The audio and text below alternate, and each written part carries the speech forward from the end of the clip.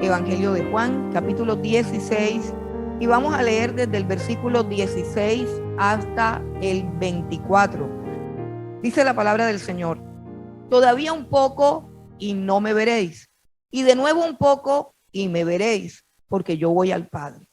Entonces se dijeron algunos de sus discípulos unos a otros: ¿qué es esto que nos dice, todavía un poco y no me veréis, y de nuevo un poco y me veréis, y porque yo voy al Padre? Decían pues: ¿qué quiere decir con todavía un poco? No entendemos lo que él habla. Jesús conoció que querían preguntarle y les dijo: ¿preguntáis entre vosotros acerca de esto que dije, todavía un poco y no me veréis, y de nuevo un poco y me veréis? De cierto os digo que vosotros lloraréis y lamentaréis, y el mundo se alegrará, pero aunque vosotros estéis tristes, vuestra tristeza se convertirá en gozo. La mujer, cuando da a luz, tiene dolor porque ha llegado su hora, pero después que ha dado a luz un niño, ya no se acuerda de la angustia por el gozo de que haya nacido un hombre en el mundo. También vosotros ahora tenéis tristeza, pero os volveré a ver y se gozará vuestro corazón y nadie os quitará vuestro gozo. En aquel día no me preguntaréis nada. De cierto os digo que todo cuanto pidiereis al Padre en mi nombre, os lo dará. Hasta ahora nada habéis pedido en mi nombre. Pedid y recibiréis para que vuestro gozo sea cumplido. Gloria a Dios. Bueno, como les decía, este es uno de los apartes del discurso de Jesús antes de morir a sus discípulos. Por lo tanto, es supremamente importante todo lo que está compilado aquí en este segmento del Evangelio de Juan. Ahora, hay algo supremamente interesante. Quiero resaltar los puntos principales de este segmento.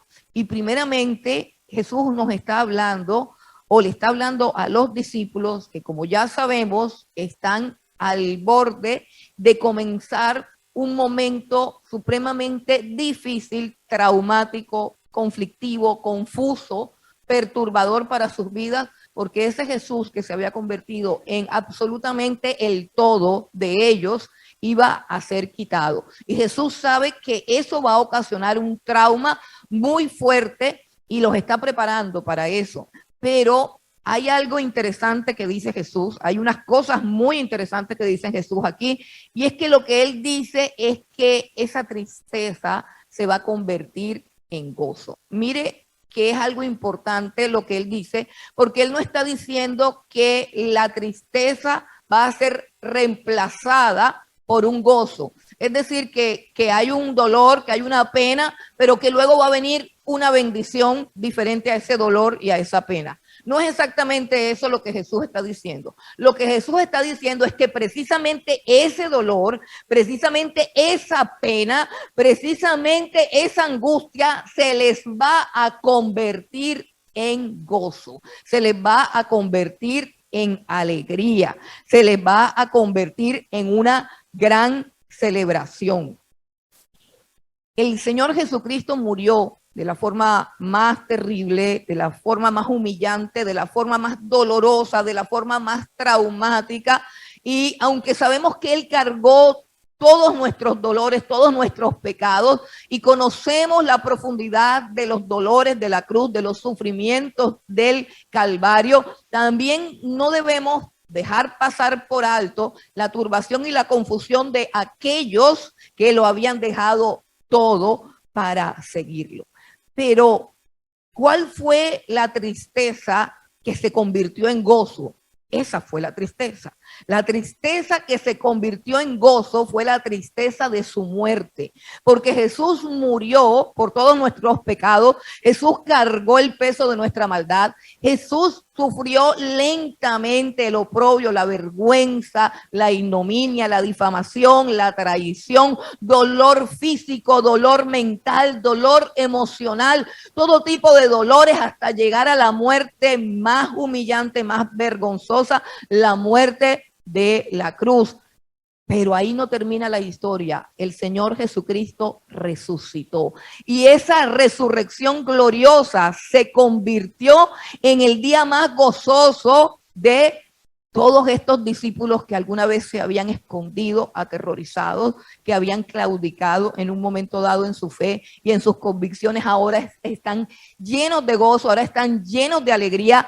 Ese triunfo, esa alegría de esa muerte que fue sembrada, pero que se convierte en vida, se convierte en gloria, se convierte en resurrección. Ese gozo y esa alegría ha pasado a través de generaciones, y es exactamente eso lo que nosotros y todos los cristianos repartidos en toda la tierra, de todas las tribus, de todas las naciones, de todas las lenguas, celebran hoy. Por eso es que este día es un día de gozo, porque es un gozo infinito, es un gozo eterno. El apóstol Pedro dice que nosotros, cuando habla a la iglesia que no conoció en persona al Señor Jesucristo, dice a quien sin verle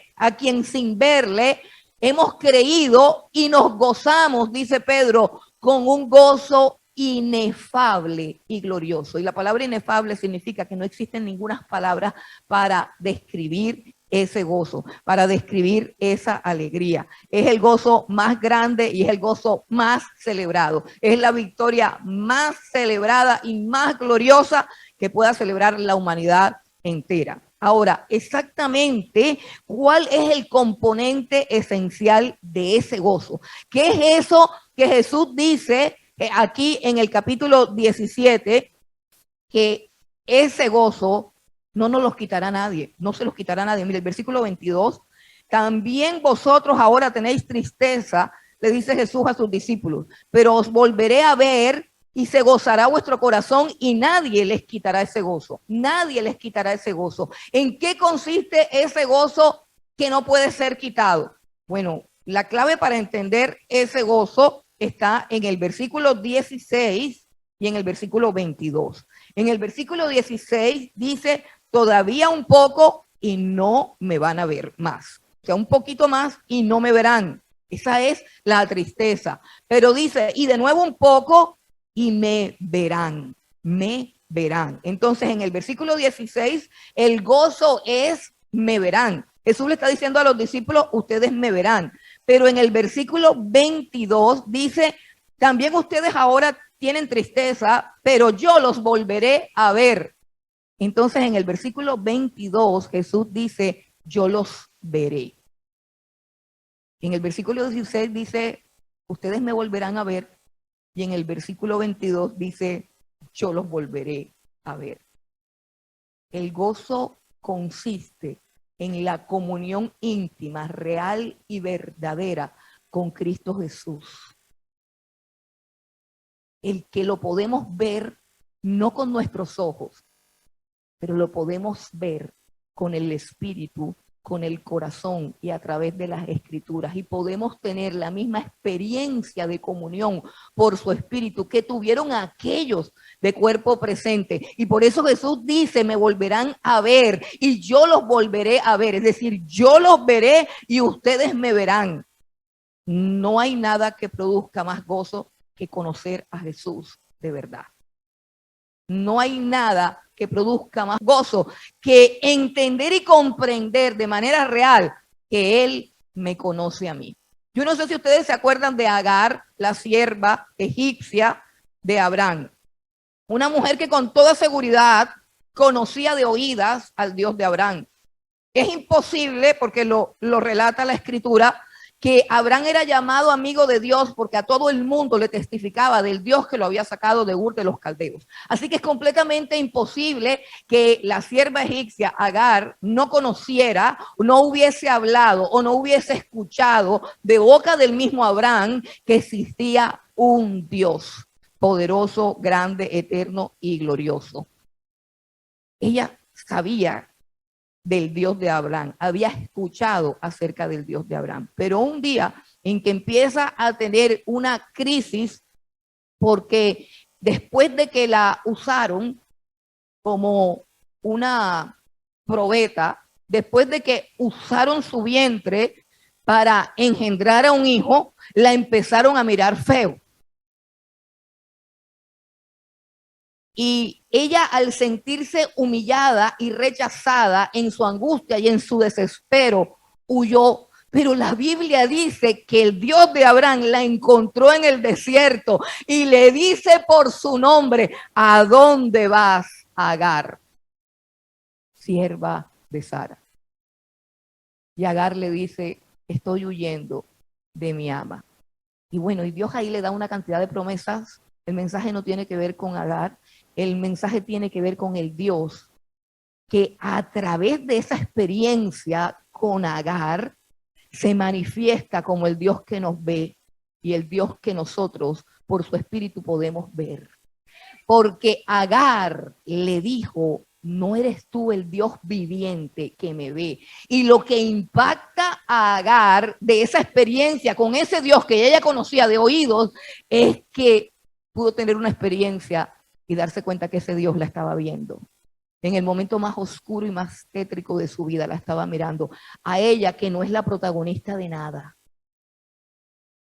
Porque es que en la Biblia nosotros nos dejamos eclipsar por Abraham, por Sara, por los héroes de la fe, pero hay una cantidad de personas insignificantes que tuvieron una experiencia con Dios. Y a mí me parece supremamente glorioso, supremamente maravilloso que Dios haya revelado uno de sus nombres, el Roi, es el nombre de Dios, y se llama uno de los no sé cuántos. A ver, por aquí están estudiando los nombres de Dios, nuestros niños están estudiando los nombres de Dios, y eso es una vergüenza porque los podríamos poner aquí, ellos se saben, ellos ya llevan como 10 nombres de Dios, son como 50, 60, 300, no sé cuántos nombres tiene Dios, porque tiene demasiadas perfecciones y demasiados atributos, y uno de ellos es el Roí. El Roí significa el viviente que me ve. Y es precisamente esa parte de su perfección, de sus atributos, se los revela ¿a quién? A la mujer más insignificante de ese momento histórico, a la mujer más humillada, rechazada, no tenida en cuenta, utilizada como una cosa. Allí es donde él se revela a Agar, la sierva egipcia, le dice: yo soy el Dios que te ve, no el Dios que ve, el Dios que te ve a ti. Yo no sé cuántas personas aquí se sientan insignificantes, abandonadas, rechazadas, humilladas, ignoradas, pero hay un Dios que te trajo hoy aquí para decirte: yo soy el Dios que te ve. Es un Dios que te conoce y que te llama por tu nombre. Así nadie más te vea, así seas invisible para todo el mundo. Los ojos de Dios están sobre ti y atentos, atentos a tu vida y a tu necesidad. Ese encuentro con ese Dios que ve, ese saber que Dios nos ve y ese poder ver a ese Dios. Porque si bien no dice Agar cómo lo vio o cómo lo describe, pero hay una convicción: no he visto aquí al viviente que me ve. Yo lo vi y él me vio. No hay nada que pueda quitarnos ese gozo. Si tú has conocido a Dios y has sido conocido por Dios con nombre, no hay nadie que te pueda quitar ese gozo. Mire, cuando Jesús aparece nuevamente resucitado, vamos un momentico a Lucas, y dice claramente que los discípulos se gozaron, se alegraron. En Lucas capítulo 24, el versículo 50. Lucas capítulo 24, versículo 50. Vamos a leer del 50 al 52. Dice: y los sacó fuera hasta Betania, y alzando sus manos los bendijo. Y aconteció que bendiciéndolos se separó de ellos y fue llevado arriba al cielo. Ellos, después de haberle adorado, o sea, Jesús partió, ellos lo vieron vivo subir, ascender al cielo. Y dice: ellos, después de haberlo adorado, volvieron a Jerusalén con gran gozo. Volvieron a Jerusalén con gran gozo. La tristeza se les convirtió en gozo. Gloria a Dios. No hay nada ni nadie. Repito, no hay ninguna cosa en esta tierra y no hay ningún ser humano en la vida que te pueda proporcionar un gozo tan profundo, tan completo, tan perfecto y tan eterno como el que ofrece Dios a los que Él ve y a los que lo ven. O sea, a aquellos a los cuales Jesús llama para tener comunión íntima y personal con Él. No hay nada que pueda llenar un corazón más que ese gozo. La búsqueda del gozo es la necesidad del alma, la necesidad del ser humano, es la necesidad de ser feliz. Lo demás son cuentos chinos. Tú haces todo lo que haces para ser feliz. Le repito lo que escribió C.S. Lewis: aún el que se ahorca, el que se suicida, lo que está buscando es terminar con su dolor y alcanzar paz y liberación. Todo lo que hacemos, lo hacemos por buscar la felicidad. La felicidad es un don de Dios. La felicidad es la presencia de Dios. El jardín del Edén es el jardín de la delicia. Eso fue lo que se perdió y eso es lo que la humanidad entera anda buscando. El placer, el deleite, la plenitud, pero lo buscan en el lugar equivocado. Eso es lo que pasa. Y aún como iglesia, queremos reemplazar esa experiencia de un Cristo vivo que me ve y que yo veo por una experiencia falsa y religiosa que es totalmente aburridora, hueca, vacía. No, yo no te estoy hablando de una religión, te estoy hablando de una experiencia con un Dios viviente. Cualquier otra cosa que tú busques, mira, lo que tú estés buscando, y si en este momento tú tienes un anhelo diferente, todos tenemos anhelos, no es pecado anhelar cosas. No es pecado anhelar cosas diferentes a mi relación con Dios. No, hay cosas que yo anhelo, no sé qué tú anhelas, pero te digo algo, eso por lo que tú tanto anhelas, eso por lo que tú tanto te esfuerzas, eso que tú deseas con toda tu fuerza, te voy a dar una mala noticia, parece pesimista, te voy a dar una mala noticia. Cuando tú obtengas eso, te vas a dar cuenta que eso no te hace feliz. Yo te apuesto lo que tú quieras. Sigue buscando, sigue trabajando, sigue forzando. Cuando lo tengas en la mano te darás cuenta que no sació nunca tu alma, que no sació nunca tu ser. Porque Jesús está hablando del gozo perfecto, del gozo inefable. Hermano, hay que tener muchísimo cuidado con eso, porque a lo largo de la vida cristiana también aparecen ídolos. Mire, en Primera de Juan, o sea, el mismo Juan, pero no el Evangelio, sino la carta, vamos a la primera carta de Juan, es bien interesante cómo termina esa carta, como una advertencia acerca de lo que puede pasar si nosotros por algún motivo, en algún momento nos olvidamos de que el gozo perfecto, que la plenitud de nuestra vida solamente está en nuestra relación con el Señor Jesucristo. Si por algún momento olvidamos eso y comenzamos a buscar satisfacción en otra cosa, eso se convierte en un ídolo. ¿Qué es un ídolo? Un ídolo es aquello que tú anhelas alcanzar porque según tú, ahí está tu felicidad. Tú puedes anhelar muchas cosas, pero nunca pensando que tu felicidad depende de alcanzar eso. Mire cómo termina la carta a Primera de Juan. Es algo interesante cómo él termina su carta.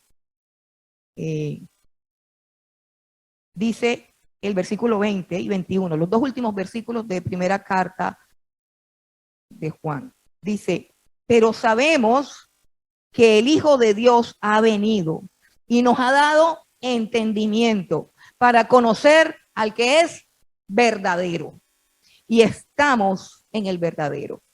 ¿Quién es el verdadero? Estamos en su Hijo Jesucristo. Este es el verdadero Dios y la vida eterna. Y mire lo que dice al final. Hijitos, guardaos de los ídolos. Ya encontraste al verdadero. Ya encontraste la vida eterna. Sumérgete ahí. Lo demás que sea accesorio, porque en lo demás no hay satisfacción completa ni hay plenitud completa, solamente en el verdadero. Por eso, ten cuidado con hacer de cualquier cosa en tu vida un ídolo. Ten cuidado de pensar que tu felicidad está en que tu esposo cambie o viceversa. Ten cuidado de pensar que tu felicidad está en cuando te den la pensión. Ten cuidado de pensar que tu felicidad está en cuanto sane tu mamá o en cuanto suceda lo que tú anhelas. Ten cuidado de pensar en eso o de convertir un deseo en un ídolo. Los ídolos del corazón, pues, destruyen el corazón. Juan capítulo 17, el mismo Juan, vamos de nuevo a Juan. Juan capítulo 17, el versículo 3. Dice Jesús, y esta es la vida eterna. Esta es la vida eterna. ¿Cuál es la vida eterna? Dice Jesús, que te conozcan a ti, el único Dios verdadero, y a Jesucristo, a quien has enviado. Si te das cuenta que dice, esta es la vida eterna, y no se refiere a una duración de tiempo, sino a una relación. La vida eterna no es tiempo. La vida eterna es relación.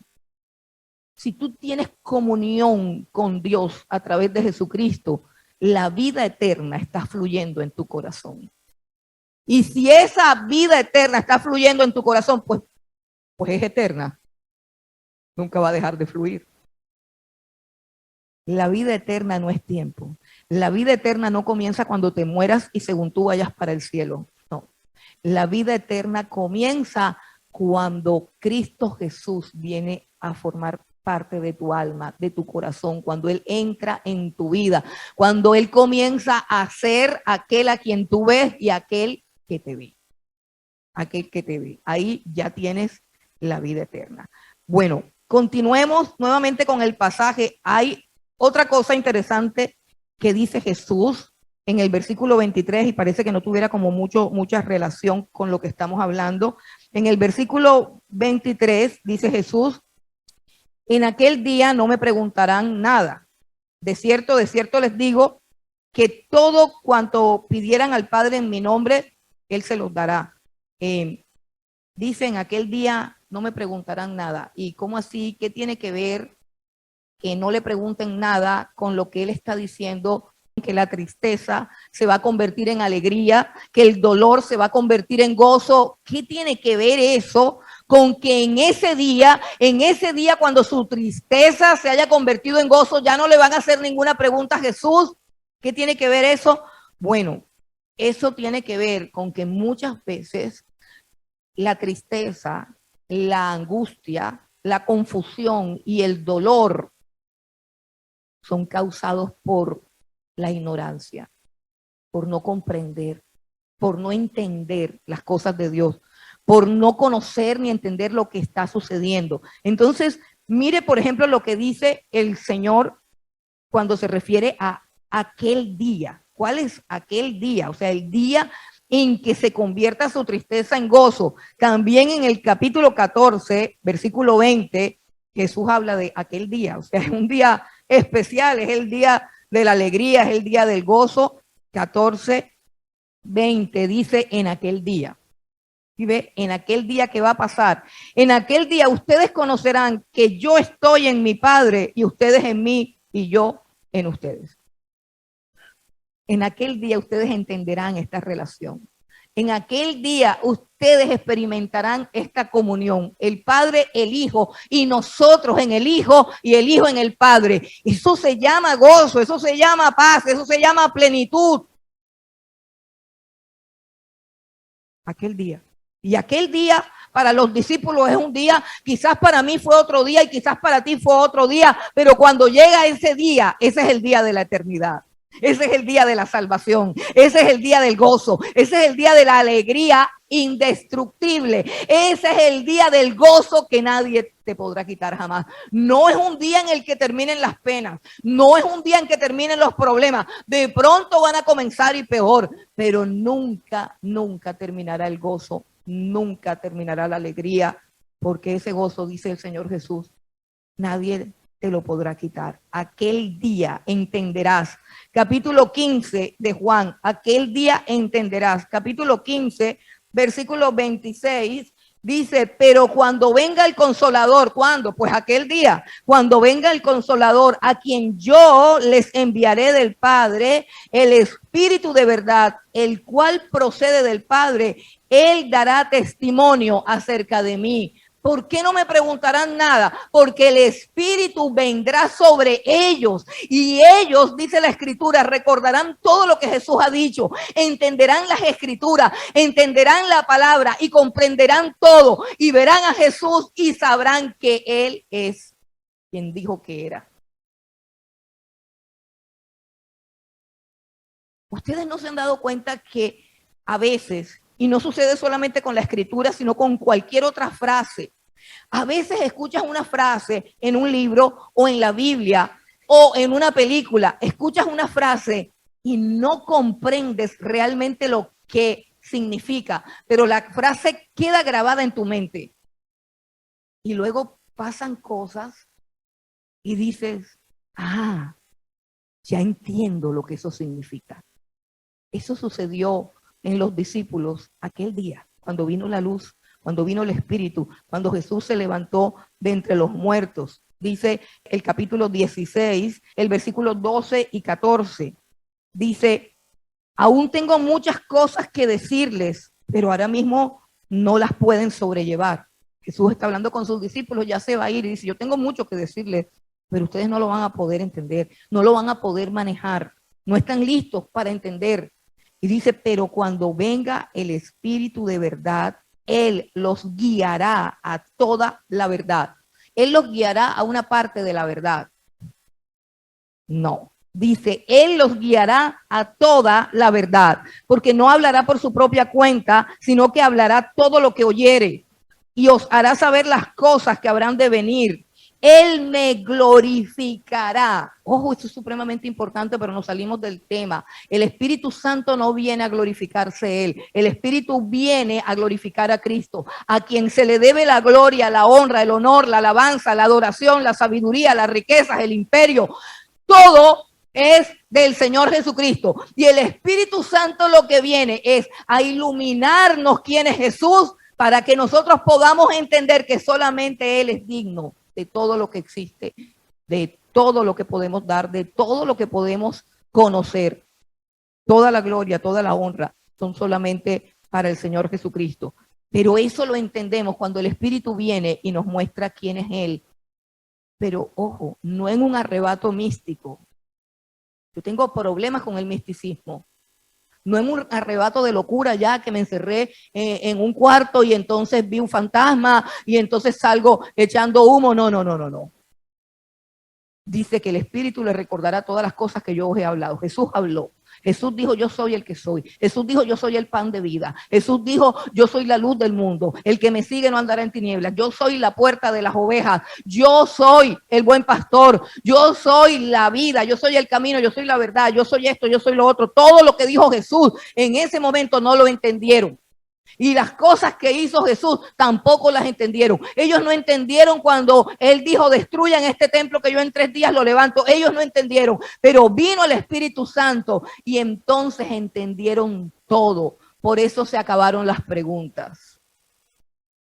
Por eso se acabaron las preguntas. ¿Pero qué entendieron? Entendieron lo que Jesús dijo, entendieron lo que está escrito. Recuerda, si el Espíritu Santo viene, pero tú nunca has oído la voz de Dios, tú no vas a entender nada y vas a terminar como un loco. Y por eso es que encontramos una cantidad de manifestaciones completamente irracionales, completamente locas y completamente absurdas que se le atribuyen al Espíritu Santo, como si el Espíritu Santo fuera un espíritu que no habla, como si el Espíritu Santo fuera un espíritu mudo. No, ese es el espíritu que le sacaron al demonio aquel, espíritu mudo y sordo. El Espíritu de Dios es el espíritu que habla, es el espíritu que inspiró la Escritura, es el espíritu que escribió Génesis hasta Apocalipsis. Ese es el lenguaje con el que habla. Él no habla con convulsiones, Él no habla con paro cardíaco. Si usted quiere danzar, si usted quiere, hágalo, pero esa no es la voz del Espíritu. La voz del Espíritu es la voz del libro que el Espíritu escribió. Ahora, para que yo entienda el libro que el Espíritu escribió, necesito tener el Espíritu también aquí, iluminando mi mente y mi entendimiento. Así de sencillo.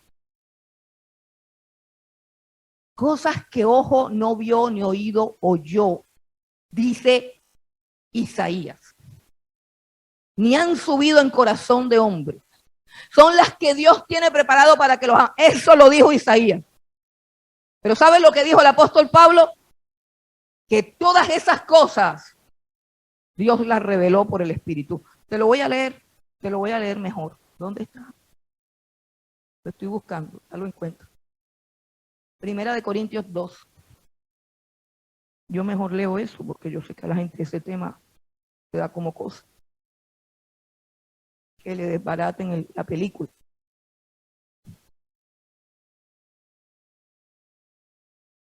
Afectando humildad y culto a los ángeles. Vanamente envanecido por una cantidad de visiones y cosas extrañas. No, hermano. No, hermano, eso no fue un soplo que se te apareció en el cuarto. Eso está escrito aquí. Eso está escrito aquí. Bueno, Primera de Corintios 2, versículo 9. Cita al profeta Isaías. Ese texto que cogemos para engañarnos diciendo que Dios va a hacer algo y nos va a revelar algo nuevo. O sea, cuando sale una persona diciendo una cosa toda así descabellada, y uno dice, pero ¿y eso de dónde lo sacaste? Entonces no es que cosas que ojo no vio, no, eso no es así. Mira lo que dice el apóstol Pablo de eso. Antes bien, como está escrito, cosas que ojo no vio, ni oído oyó, ni han subido en corazón de hombre, son las que Dios ha preparado para los que le aman. Y aquí vino el apóstol Pablo y les dañó el negocio a todos. Y dijo, pero Dios, esas cosas, versículo 10, ¿qué hizo Dios con esas cosas que estaban ocultas? Pero Dios nos las reveló a nosotros por el Espíritu, porque el Espíritu todo lo escudriña, aún lo profundo de Dios. Así que ya no hay nada encubierto. Ya no hay nada encubierto. Hay versículos que no has leído y hay versículos que no has entendido, pero no hay nada que un ángel o que el Espíritu Santo exclusivamente a ti, por tus múltiples ayunos y suprema santidad, te vaya a revelar en exclusiva. No existe nada que no esté revelado en la palabra de Dios. Y lo que no está revelado en la palabra de Dios está en el corazón de Dios allá y nadie más lo sabe sino Él. Las cosas reveladas son las que Dios le regala a los hombres, pero lo que Él se reserva para sí, lo oculto, eso le pertenece a Él. Eso le pertenece a Él. Entonces, hermanos, cuando Jesús dice, tengo muchas cosas que decirles, pero no las pueden sobrellevar, no es porque Él tenga cosas ocultas que le va a dar a alguien en especial.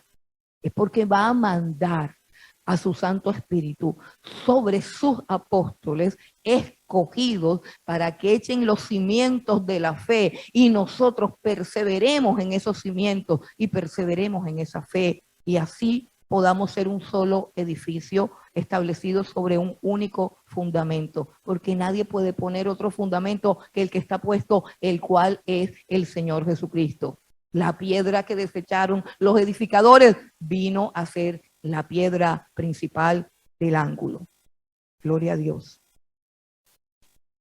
En aquel día ya no preguntarán nada, porque sencillamente lo entenderán todo. Por eso no preguntarán nada, porque el Espíritu traerá revelación y las palabras de Jesús serán correctamente comprendidas y recordadas por todos los apóstoles y discípulos que Él comisionó para escribir. Y ese es el legado que nosotros tenemos aquí. Las palabras que dijo Pedro que producen vida eterna. Las palabras a través de las cuales yo lo oigo. Él me habla y yo le hablo. Bueno, también dijo Jesús, regresemos a Juan, también dijo Jesús en Juan algo también supremamente importante y dice, pidan para que su gozo sea completo. Pidan para que su gozo sea completo. Juan 16, versículo 24. Sí, gracias. Juan capítulo 16, 24. Mire lo que dice Jesús. Hasta ahora nada habéis pedido en mi nombre. Pedid y recibiréis para que vuestro gozo sea cumplido. Ustedes no se han preguntado cómo así estos discípulos que están con Jesús desde hace 3 años y han visto lo glorioso que es, y han visto lo poderoso que es, y han visto lo milagroso que es. Y Jesús dice, hasta ahora no han pedido nada. Hasta ahora no han pedido nada. Miren, en este discurso de Jesús, esta es la tercera vez. Es la tercera vez. En todo este segmento que estamos estudiando, es la tercera vez que el Señor nos pide que pidamos. Y quiero hacer un paréntesis. Muchas veces duramos horas orando. O sea, podemos definir orar con hablar con Dios. Pero no necesariamente en esas horas estamos pidiendo. No necesariamente estamos pidiendo nada. No hay una petición apasionada, ferviente, urgente, no la hay. Duramos horas orando. Y hay gente que no ha aprendido cuál es la diferencia entre orar y predicar. Hay gente que cuando ora predica. Y bueno, eso está bien, porque estamos proclamando la palabra. Esa es una forma de orar con la palabra. A mí me gusta orar con la palabra. Cuando siento que mi corazón está seco, cuando siento que no me fluye, pues yo agarro un salmo y comienzo a orar con el salmo y a los 5 o 10 minutos ya estoy orando. Ya estoy feliz de la vida en el trono de Dios allá. Pero no siempre fluye. Y los salmos y los textos bíblicos nos ayudan a orar porque nos conectan enseguida con Dios. Sí. Y muchas veces nuestra oración es una acción de gracias y eso está bien. Y muchas veces nuestra oración es una expresión de alabanza y eso está bien. Pero aquí Jesús no está hablando de eso. Aquí Jesús está hablando de la oración que pide, la oración que pide, de pedir. Y es la tercera vez que dice pidan, pidan. Yo pienso que si Jesús insiste en eso 3 veces, minutos antes de morir, con esta insistencia, está queriendo decir algo, está queriendo que nosotros pongamos atención, examinemos nuestra vida espiritual, examinemos nuestra vida de oración, examinemos nuestra súplica, nuestra petición. ¿Qué estará pasando con los discípulos que hasta ahora no han pedido nada? Mire, esta es la tercera vez. Quiero que recordemos las veces que Jesús ha dicho que pidamos. Juan 14, versículo 13. Y todo lo que pidieres al Padre, en mi nombre lo haré para que el Padre sea glorificado en el Hijo. Juan 15, 16.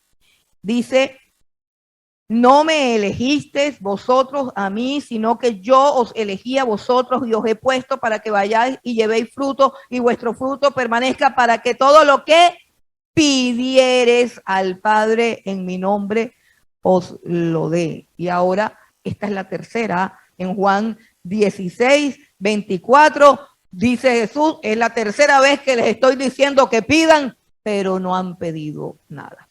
La pregunta es, ¿por qué será que no han pedido nada?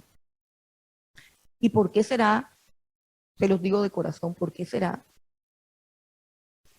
Y cuando escucho muchas veces a las personas orar, en términos generales, no estoy tirando pullas, no es con nadie, no he dicho J, no he dicho K, no he dicho nada. En general, todo el mundo, a todo el que ve orando, habla mucho y pide poco. Pocas peticiones, mucha habladuría, es como un despliegue de todos los versículos bíblicos que o sea, una persona sale a orar y eso suelta toda la Biblia que se sabe. Claro, esa oración es larguísima. Tienen 15 años estudiando la Biblia y no se han graduado. Y si vas a estudiar con todos los versículos, ahora con pues, una oración larga, yo, pero ¿cuándo va a pedir algo?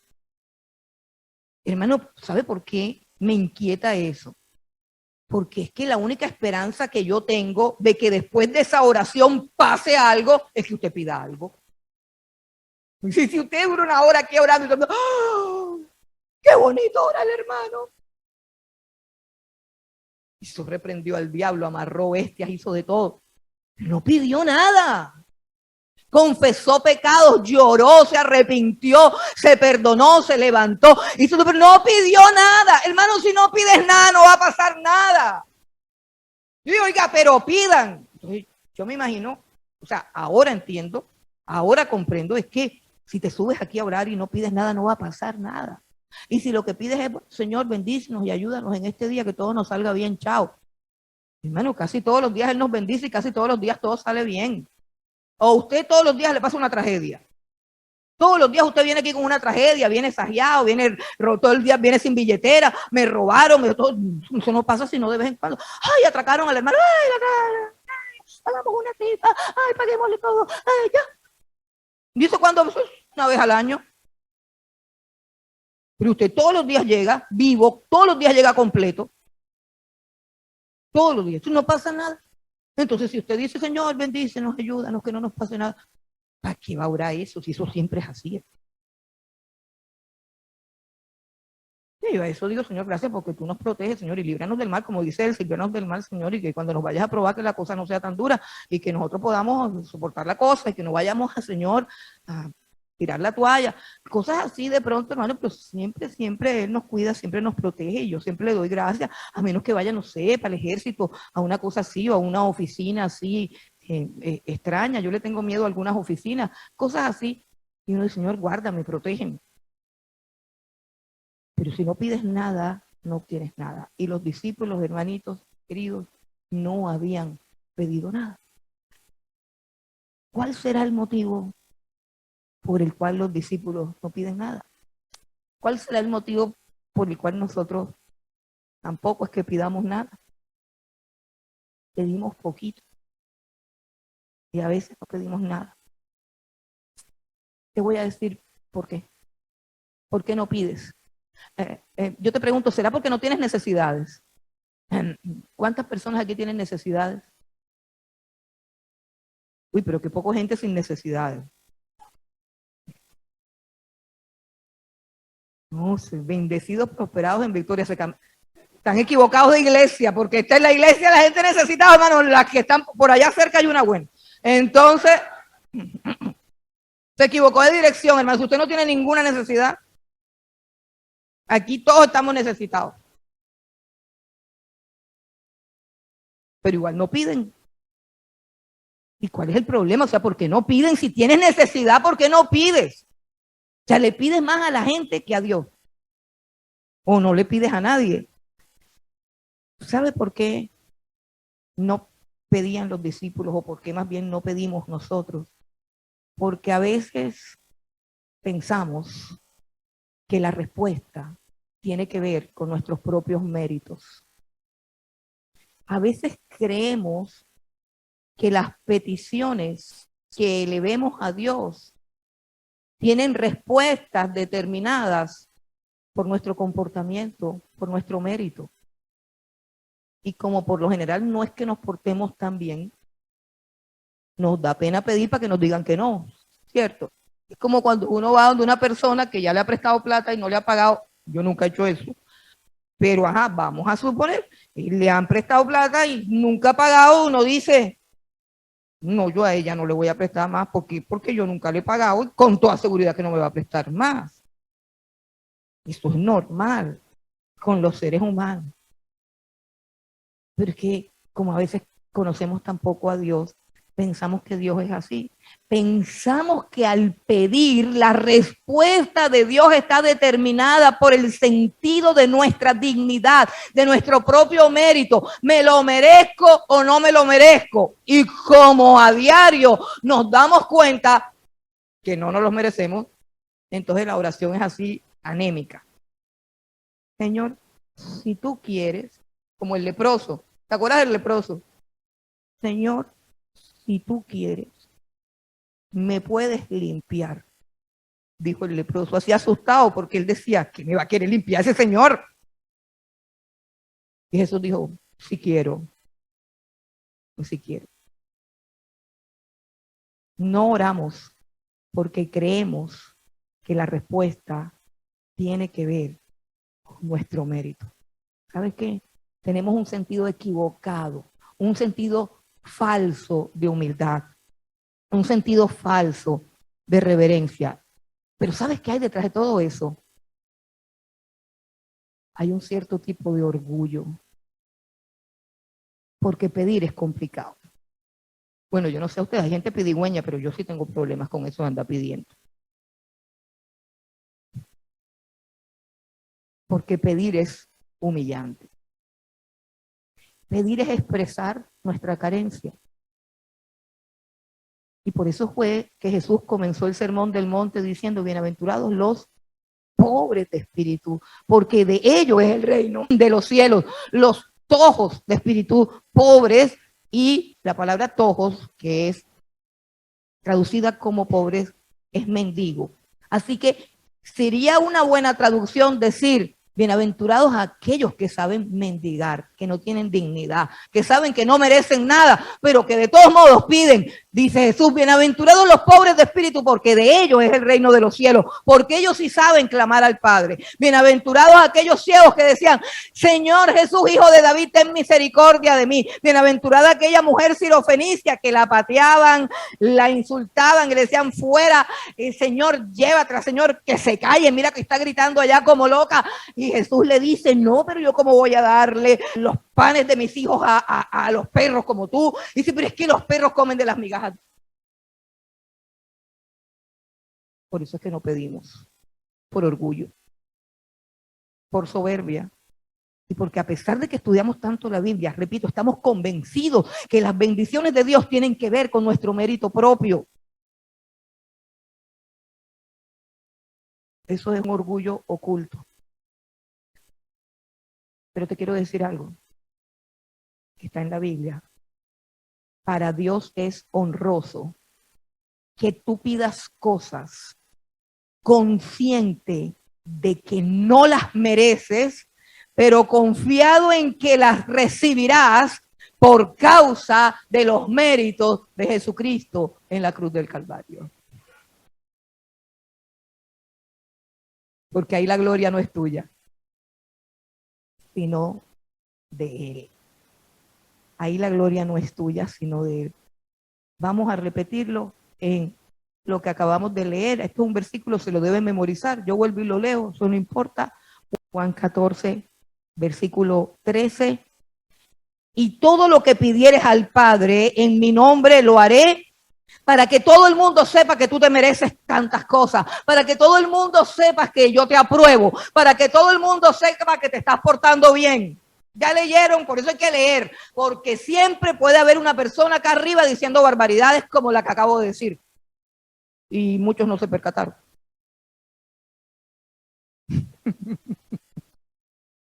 Por eso es que le sacan la plata, hermano. Por tontos, por tener la Biblia cerrada. Abran la Biblia para que vean que no le sacan ni un peso. Dice, todo lo que pidieres al Padre en mi nombre lo haré, para que el Padre sea glorificado en el Hijo, para que el Padre sea glorificado en el Hijo. Mire, el ejercicio de la oración no tiene que ver con tu mérito propio. El ejercicio de la oración tiene que ver con la gloria de Dios. La oración se relaciona con la gloria de Dios. Dios está comprometido en escucharte para la gloria de su nombre, no para aprobarte. Si tú entiendes eso, ya no te importa lo demás. Si tú entiendes eso, tú caminas. Sí, uno camina con la cabeza abajo porque uno sabe que, ajá. Pero llegas y dices, Señor, por Cristo Jesús, tu Hijo, te suplico, te imploro, dame esto, hazme esto. No es por mis méritos, es por los méritos de Jesús, es por los méritos de la cruz. Hermanos, ¿qué significa eso de orar en el nombre de Jesús? Todo lo que pidieres al Padre en mi nombre. Y entonces decimos, Señor, y concédenos todo eso en el nombre de Jesús, amén. ¿Qué significa orar en el nombre de Jesús? Bueno, eso significa que el nombre de Jesús es así como un mantra. Uno dice, en el nombre de Jesús, y esa es la clave para que respondan. No, eso no es un mantra. Eso no hace ningún efecto. Acuérdense de los hijos de Exebas que fueron a sacar un demonio y le dijeron al demonio, sal de ahí en el nombre de Jesús. Y los demonios le contestaron, nosotros conocemos a Pablo y conocemos a Jesús, pero a ustedes no, fuera con usted. Les quitó la ropa y los desnudó. Entonces, eso no es un mantra, eso no funciona. Así no funciona. Orar en el nombre de Jesús es pedir algo convencido de que por los méritos de la cruz el Padre va a responder y convencido también que lo que estoy pidiendo hará que el nombre de Dios sea glorificado. O sea, pedir, orar en el nombre de Jesús es pedir todo aquello que yo no puedo recibir por mérito propio, pero que Cristo ganó para mí en la cruz del Calvario. Es recibir todo aquello que glorifica al Hijo. Es estar en comunión con Dios. ¿Ustedes recuerdan la oración de Moisés? Cuando el pueblo hizo hasta para vender. Habían murmurado como 10 veces. Era la 10ª vez que murmuraban y renegaban y maldecían, blasfemaban, difamaban. A Moisés habían hecho de todo. Y Dios dice, no me lo soporto más. Lo voy a matar a todos, Moisés. Y de ti haré una generación nueva y a ellos los introduciré en la tierra prometida. Y Moisés dijo, no acabes con esa gente. Porque si tú acabas con esa gente, esa gente debería ser acabada. Claro que sí. ¿Tenía Dios razón? ¿Era justo que Dios lo matara? Sí. Era lo justo que los matara a todos. Pero Moisés dice, no lo hagas. No lo hagas. Porque si tú los matas a todos aquí, todas las naciones dirán que tú los sacaste para matarlos, que tú eres un Dios mentiroso, que tú eres un Dios que no cumple sus promesas. ¿Y qué vas a hacer tú a tu grande nombre?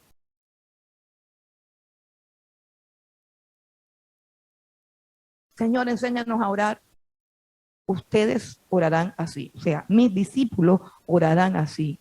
Padre nuestro que estás en el cielo, haz que tu nombre sea santificado. Esa es la oración que Dios siempre acepta.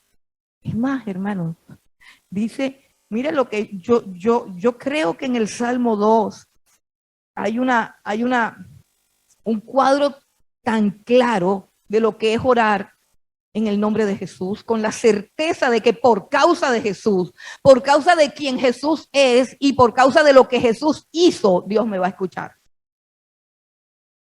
El Salmo número 2 es un salmo mesiánico, o sea que habla específicamente del reinado del Señor Jesucristo. Y dice el versículo 7, yo publicaré el decreto. Es un salmo hermoso porque el Padre está hablando al Hijo. Es como una conversación entre el Padre y el Hijo. Dice el versículo 7, yo publicaré el decreto. Jehová me ha dicho, esta es como la voz del Hijo, de Dios Hijo. Y dice, yo publicaré el decreto. Jehová me ha dicho, mi hijo eres tú, yo te engendré hoy. ¿Qué más le dijo el Padre al Hijo? Versículo 8, pídeme. Pídeme y te daré por herencia las naciones y como posesión tuya los confines de la tierra. Te vuelvo a preguntar, ¿qué estás pidiendo? ¿Qué contienen tus oraciones? Hermano, Dios sabe más teología que tú. Tú no le vas a enseñar Biblia a Dios. Tú no le vas a dar a Dios una clase de escatología, ni le vas a dar a Dios una clase de predestinación. Dios sabe todo eso. Y mejor que tú. Así que no te concentres tanto en eso. Concéntrate en lo que tú necesitas en esta tierra para glorificar a Dios. en lo que tú necesitas en esta tierra para extender el reino de Dios. Hermano, Jesús dijo una promesa. Yo doy testimonio de esa promesa. Dijo, busca primero mi reino y mi justicia, y todo lo demás vendrá a ti por añadidura. Así lo interpreto yo. He hecho una paráfrasis, pero te la estoy diciendo, no de la Biblia, sino de mi vida. ¿Usted cree que yo tengo tiempo para orar? De pronto, en un tiempo sí, para poder pagar la luz o para poder pagar el teléfono. Yo no tengo tiempo para eso. Dios sabe que hay que pagar la luz y que hay que pagar el teléfono. Pero hay cosas que yo necesito para ser feliz. Necesito que cuando predique, las almas se conviertan. Porque yo puedo sacar la plata y pagar la luz, pero eso no lo puedo hacer. Por muy bonito que predique, me puedo dar vueltas como un trompo. Se me quedan mirando, se ríen y se van. Y no los vuelvo a ver. A menos que Dios les quite el corazón de piedra y les ponga uno de carne.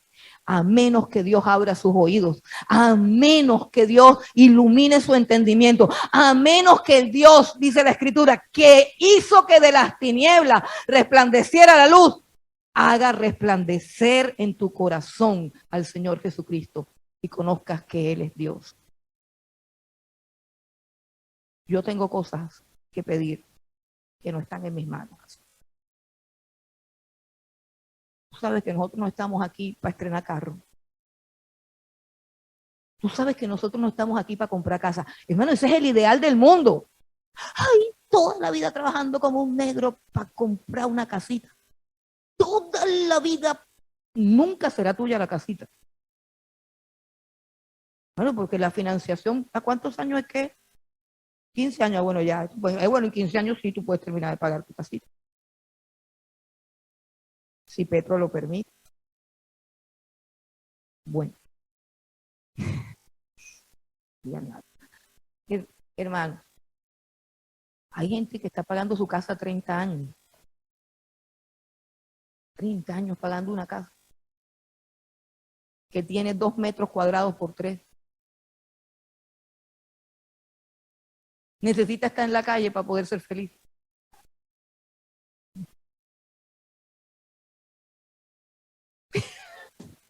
Necesita irse para el Buenavista para poder respirar. No, hermano, yo no la alquilo.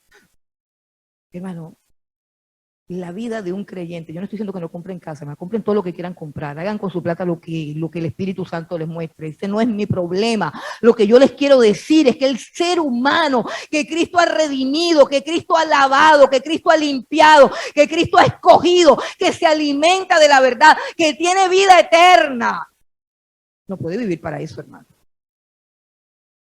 Usted no puede vivir para eso.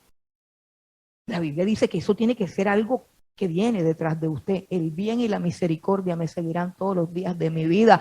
Lo mío es que Él sea mi pastor, porque nada me faltará. Lo mío es que Él sea mi pastor. Lo mío es que yo sea su rebaño. Lo mío es mis ovejas oyen mi voz y me siguen. Lo mío es oír la voz del Maestro y estar en donde Él quiere y hacer lo que Él quiere.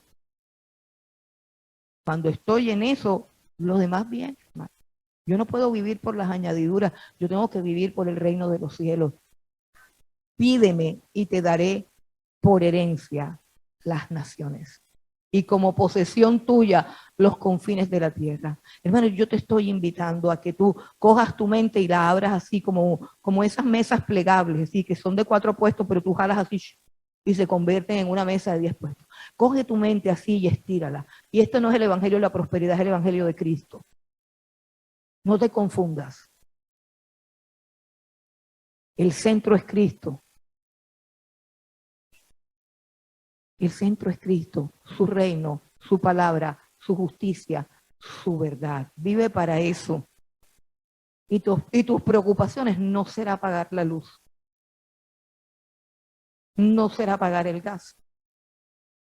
No será el predial. Esas no serán tus preocupaciones. Cristo dice, pídeme, pídeme. Hasta ahora no han pedido nada. Como Jesús, hasta ahora no han pedido nada. O sea, lo que tú me estás pidiendo, dice Jesús, es nada, tú no me estás pidiendo nada.